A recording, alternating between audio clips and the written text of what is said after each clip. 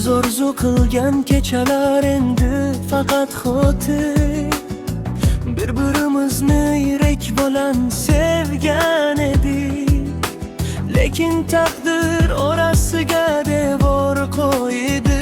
Sevgim ezildi senda, yarim qolgan orzular, aytilmay qolgan so'zlar, bir-birimizni sevib ham yaqin kelolmay qolgan tuyg'ular. Sen meniki emas, lekin yuragimda yasha. Qovusha olmagan sevgi eng achchiq dars ekan. Jonimsan, jonimsan.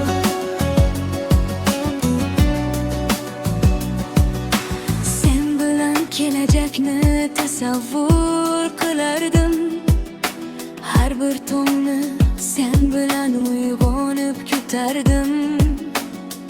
Lekin hayot boshqacha yo'lni tanladi. Biz esa faqat uzoqdan sog'inib qo'yildi.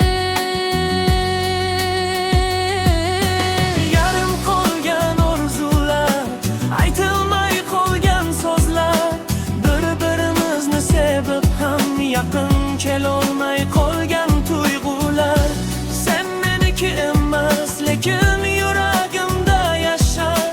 Qovusha olmagan sevgi eng achchiq dars ekan. Jonimsan, jonimsan.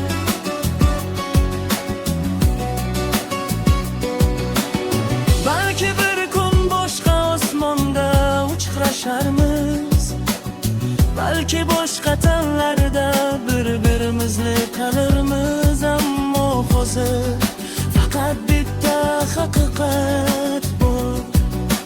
Sevgi ba'zan eng chiroyli bo'ladi, qovusha olmaganda hamyor.